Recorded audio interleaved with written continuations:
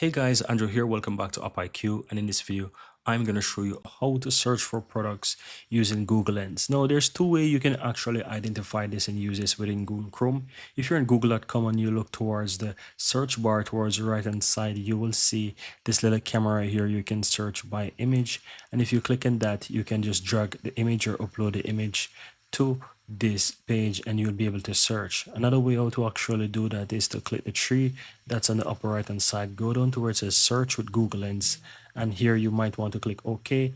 And again, you want to go ahead and just basically take a screenshot of the image from somewhere, or if you have that saved, you can actually basically save that. So if you have the picture in a new tab or whatever, you can use this option to just simple search by taking a screenshot of that area of the image, as you can see here, and you'll be able to do it. I'm going to give you a typical example of this in real time. So if I go to, for example, amazon.com, right, and I just find a product, I'm going to just choose an anything. Let's do this, and we will be able to search for that using Google Lens. So let's click the tree that's again on the upper right, click and search with Google Lens, and here you can just take a screenshot of that image here, and as you can see, it's going to quickly search for this product here, and you'll be able to find products. So here it's showing you the products here, and you can even go to the tab for products here and you can find products and so forth. Another way to actually do this is to simply click